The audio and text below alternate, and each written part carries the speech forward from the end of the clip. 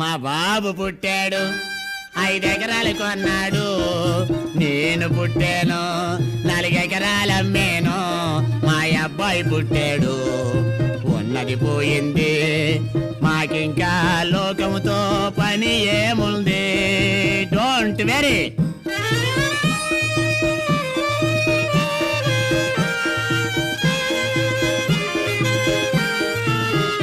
నేను తాగితే ఈదులో వాళ్ళు ఇంట్లోకి వెళ్తారు. నేను పాడితే పంచన గాడుదులు పైకే వస్తాయి. నేను ఆడితే నాతో కలిపి ఆట ఆడుతారు. తెల్లవారితే వెనకను చేరి తిట్టుకుంటారు.